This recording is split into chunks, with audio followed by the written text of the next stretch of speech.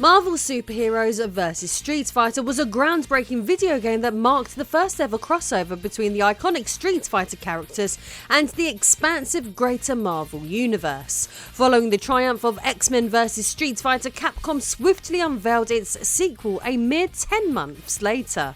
This sequel introduced the beloved Marvel characters such as Spider-Man, Captain America and the Incredible Hulk into the mix, expanding the roster and excitement for fans. Despite the solid concept on paper, some gamers remained content with X-Men vs. Street Fighter, and pairing this with Capcom's tendency to release fighting game sequels rather frequently, well, questions were raised about whether this new installment offered enough innovation to warrant its existence at all. Indeed, as of today, opinions are divided, with many labelling the game as a lazy cash grab.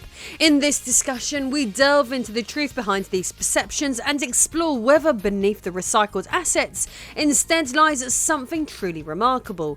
I am Lady Decade, and this is the story of Marvel Superheroes vs. Street Fighter, the quickfire follow-up on Capcom's previous success. If you're tuning into this video, chances are you're a fan of Street Fighter, Marvel Superheroes, or both. If you fall into that category, be sure to hit that subscribe button, as I am in the process of covering this crossover concept a complete fighting game lineage. I'll do my best to keep you entertained. So for now, let's dive in. The iconic X-Men vs. Street Fighter game, except let's leave the PS1 version out of the discussion this time, shall we? The 1996 release was truly fantastic, boasting a legendary lineup of both X-Men and Street Fighter favourites. Speaking of 1996, it was quite the year for the Street Fighter franchise. Street Fighter Alpha 2, Street Fighter EX and X-Men vs. Street Fighter all dropped in the same calendar year. That's a ton of Street Fighter goodness, and we haven't even touched on all of the content from 1997 yet. On the subject of Street Fighter games released throughout 1996 and 1997, you can play many of these within the extensive 12-game anniversary collection, which, using my instant gaming affiliate link, you can purchase and receive a whopping 78% discount. You can also get Ultra Street Fighter 4 for just $2.50, or nearly 50% off the incredible Street Fighter 6 Deluxe Edition. Save money on loads of titles and support this channel simultaneously by using my links in the pinned comment. Happy shopping. Despite the abundance of Street Fighter titles during this time, the X-Men crossover stood out for many. The game brought a wealth of excitement to the table and left a lasting impression on nearly everyone who played it. X-Men vs. Street Fighter introduced the groundbreaking concept of blending Street Fighters with Marvel mutants and pioneered tag team mechanics in gaming. It expanded on the aerial combat from Children of the Atom and introduced infinite combos, impressive attacks, and variable combination moves. Far from being a mere cash grab, it was hailed as one of the most unique fighting games upon release. Remarkably, X-Men vs. Street Fighter achieved this success during a time when 3D polygonal fighters dominated attention. Capcom's quick follow-up in July 1997 showcased its eagerness to capitalise on its popularity. The sequel, arriving just 10 months later, clearly built upon its predecessor, leveraging its foundation to deliver a new experience. But what remained the same and what changed? Well, we'll explore all of this as we progress. As anticipated, Marvel Superheroes vs. Street Fighter runs on the Capcom CP System 2 arcade hardware. Like any successful arcade game, it features an engaging attract screen designed to entice gamers to spend their coins. So let's delve into the game's introduction.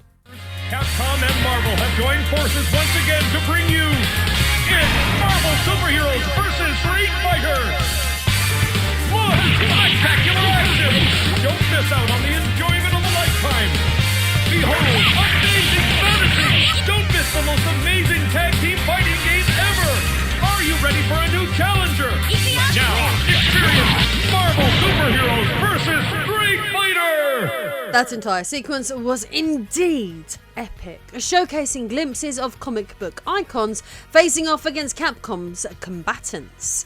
What elevates it further is the fantastic announcer's voice. Perhaps I should hire him to promote this channel. Welcome to the adventure!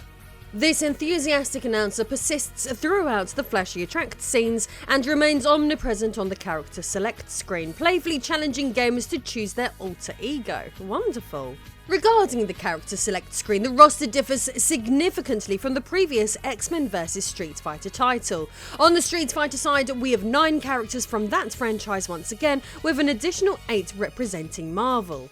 Some players may have been disappointed that not much has changed on the Street Fighter side, with only 2 fighters being swapped out. The comical Dan and the affable Sakura replace Charlie and Cammy. In my opinion, Sakura is a particularly fitting choice thematically, as she embodies the Japanese high school girl superhero archetype seen in Sailor Moon. Being hugely popular in Japan, her inclusion alongside Western superheroes likely boosted sales, given the Japanese fascination with schoolgirls. Sakura's addition capitalised on her popularity, while Dan's inclusion adds comic relief with his overconfident yet feeble character, consistently entertaining and lightening the mood. On the Marvel side, the character roster is significantly diversified compared to the previous entry, which featured only X-Men. Cyclops and Wolverine return, with other spots filled by iconic characters like Captain America, the Incredible Hulk and Spider-Man. Additional characters include Shuma Gorath, Blackheart and Omega Red, which some may find questionable choices. Capcom's decision not to create new character sprites for either Marvel or Street Fighter characters could be seen as lazy, as they simply recycled existing ones from previous games. All Street Fighter sprites are sourced from the Street Fighter Alpha series, while Marvel character sprites are taken from Capcom's previous Marvel Superheroes game or X-Men Children of the Atom. Players familiar with these previous titles might find the base roster rather disappointing. However, the game does offer some secret characters, albeit lazily borrowing from Mortal Kombat's playbook by providing palette swaps of existing characters with new names. Examples include Armoured Spider-Man, Evil Sakura, Mech Zangief, and others. Among these, my favourite is US Agent, which sounds like a name you'd find on unlicensed Captain America costume packaging, attempting to avoid copyright infringement. Although US Agent is an official Marvel character, the name still carries a hint of Chinese bootleggery to it. Very illegal sounding indeed.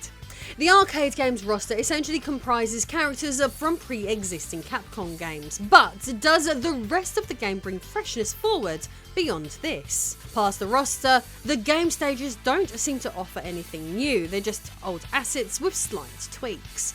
Considering everything discussed so far, it's challenging to view Marvel Superheroes vs Street Fighter as a standalone game. It could be seen as merely a newer version of X-Men vs Street Fighter, akin to how Street Fighter 2 Turbo Hyper Fighting was an upgraded Champion Edition. Continuing with similarities, players once again battle Apocalypse at the end of a playthrough, but the game introduces a cool twist that adds entertainment value, as after taking on Apocalypse, another formidable opponent awaits, the infamous Cyber Akuma. Essentially functioning as the Terminator in sandals, he presents a tough challenge to all gamers who face this Hadouken-throwing maniac. Terrifying stuff. In upgrading a previous Capcom fighting game, one would typically expect balancing and refinement to combat, along with a few new mechanics added. In Marvel Superheroes vs Street Fighter, the notable addition to gameplay is variable assists. This allows players to summon their off-screen character for a special attack without switching out their currently controlled fighter, enabling new combos during matches and enhancing the tag team action. This mechanic has been consistently included in further entries in the Versus series, marking a significant positive aspect of the game. According to Seth Killian, a former Capcom USA community manager, the primary goal of Marvel Superheroes vs Street Fighter was to tone down the on-screen chaos compared to X-Men vs Street Fighter. Essentially, what he meant was that the developers aimed to make the game more competitive and balanced. X-Men vs Street Fighter, while fun, suffered from coding flaws allowing infinite combos, which some gamers enjoyed. However, to enhance competitiveness, Capcom released 3 different versions of the game to remove this unintended feature. Despite efforts to eliminate all known infinites, they were unsuccessful. For Marvel Superheroes vs Street Fighter, developers had the chance to address these issues and create a less broken fighter. Capcom succeeded to a degree, but ironically fan reception was fairly negative at the time. Some players felt the game offered less freedom compared to its predecessor, showing that sometimes games prefer a rougher, less sanitized experience. Some argue that the chaotic nature of X-Men vs Street Fighter was what initially captivated many players. With the removal of infinites in Marvel Superheroes vs Street Fighter, some felt a layer of charm had been lost. Regarding home ports, it's not surprising that Capcom knew how to handle the process given the game's similarity to X-Men vs Street Fighter. However, there was a significant quality gap between the Sega Saturn and Sony PlayStation versions of the prior game due to architectural differences between the systems. Would history repeat itself with the PlayStation's 2D performance? Let's see what people thought. The first home version of the game was released in October 1998 for the Sega Saturn. Unfortunately, this version was exclusive to the Japanese market as the Saturn was considered obsolete in the West by then. Despite its exclusivity, this version was highly accurate to the arcade version. Like X-Men vs Street Fighter, it utilised the 4MB RAM expansion peripheral, maintaining original frame rates and the tag team system. However, what did gaming media think of the game given its strong similarities to its predecessor? GameSpot's review of the Saturn title was mixed. They stated, "Graphically, the game is very, very good. The sprites are extremely well animated, and the backgrounds are all packed with movement, giving the game a nice, busy look. It's a perfect conversion of the arcade game, that much we know. But that doesn't really stop it from being a near-carbon copy of X-Men vs Street Fighter." From here, GameSpot would go on to roast the future PlayStation edition of the game, stating, "It's pretty much a given that this version is going to easily smoke the PlayStation version. If you're still interested in the Saturn, then this game is definitely one to import." Digital Extremes gave the game a glowing review, summarising the title as, "Another arcade-perfect 4MB translation from Capcom. Too bad it's probably going to be the last. If you're looking for a great Saturn fighter, give Marvel Superheroes vs Street Fighter a shot." German publication Video Games added to the Saturn game's praise by stating, "The game gives the beat-em-up community another potential fun hit. As you would expect, you will be spoiled with excellent animated characters and backgrounds." Marvel vs Street Fighter is another Saturn jewel in the 2D fighting game genre. Looking at these reviews and examining the conversion myself, it's clear that Capcom once again succeeded in making the game run fantastically on the Saturn, nearly arcade perfect. Most gaming media were impressed. The only drawback noted was that it was essentially just X-Men vs Street Fighter with a different roster and a few tweaks, as highlighted earlier. But here's the best part of the story. Introducing Norimaru, a ridiculous playable character exclusive to the Japanese versions of the game due to licensing issues. Since the Saturn version was only released in Japan, Norimaru can be found on every Saturn disc. Created by Japanese comedian Noritaki Kanashi, Norimaru adds comic relief to the zany game, making him a unique addition alongside characters like Dan. One other thing to mention, a noteworthy addition to the Saturn version is the inclusion of a survival mode, where players face multiple opponents with a single life bar, a standard console release feature. Now, moving on to the Sony PlayStation version, reported on by IGN in October 1998, 4 months before its February 1999 release. Capcom aimed to overcome the PlayStation's memory limitations, partially addressing previous issues faced with X-Men vs Street Fighter. Upon its release, the PlayStation version featured 5 modes: Battle, Versus, Training, Hero Battle and Crossover mode. Unfortunately, the tag team mechanic was once again absent, disappointing fans like Teddy Long, likely due to similar technical constraints as before. Capcom once again faced the challenge of the Sony system's inability to store 4 character animations simultaneously.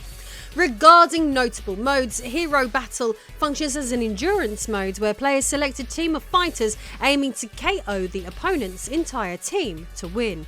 GameSpot describes Crossover mode as follows when they would comment that it allows you to pick 2 characters, then the computer uses the same characters you picked. This limits the amount of information the PlayStation has to handle to 2 characters instead of 4. If you are victorious in this battle, the computer swaps one of the characters each of you have for another. This is done so that you aren't playing with and against the same 2 characters each fight. In essence, this mode serves as a sort of compensation for the absence of traditional tag team action. However, reviewers like GameSpot were unimpressed, adding, "It gives you the tag team experience of the arcade, but having to deal with the rotating character thing and having to fight mirror images of yourself is extremely weak in comparison." Speaking of GameSpot, they heavily criticised X-Men vs Street Fighter on the PlayStation in the past. However, this time their opinion appears more balanced. They wrote, "Visually, Marvel Superheroes vs Street Fighter looks good, but when you compare it with its arcade counterpart, it simply fails. The colours aren't nearly as vibrant and the game suffers from quite a bit of slowdown. Street Fighter fans will definitely feel the typical Street Fighter gameplay, but in the end, it's all a question of how starved you are for another Street Fighter game."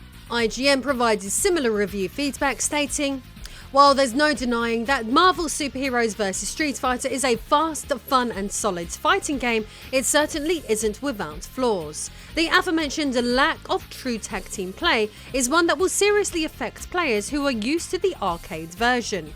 I certainly wouldn't recommend it to those who didn't enjoy X-Men vs Street Fighter or for those who are looking for something truly innovative from their next fighting game." Overall, the 3 versions of this game share similarities in strengths and weaknesses with the 3 versions of X-Men vs Street Fighter released previously. The story of the arcade games and their ports mirror one another, as this newer game is essentially a revision.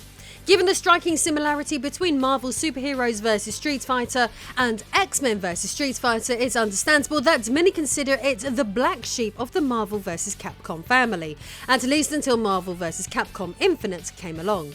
Perhaps consumers would have felt less misled if the publisher had named it something like X-Men vs Street Fighter Marvel Superheroes Edition, providing a clearer idea of the experience. However, would it have sold as well if not marketed as a separate game? Let me know your thoughts below. Looking back, titling the game Marvel Superheroes vs Street Fighter was undoubtedly a savvy business move. The extensive reuse of sprite work, stages and gameplay elements understandably left many gamers feeling disappointed. However, when viewed as an upgrade, there are still plenty of positives to appreciate. A Street Fighter roster alongside iconic Marvel characters like Spider-Man, the Incredible Hulk and Captain America, a memorable boss battle with Cyber Akuma, and rebalancing for a fairer and more competitive experience, plus the introduction of assists, which became a staple in every Marvel vs Capcom game. There are valid reasons why some may find this game special, but the lack of chaos and originality may deter others, leading them to view it as little more than a quick cash grab. Personally, I can see both sides of the argument. Don't forget you can use my affiliate links for dirt cheap games, and if you want to show support for this channel more intimately, then consider backing the show on Patreon. And if none of that floats your boat, then just watch my weird Brazilian Street Fighter 2 video now. See ya!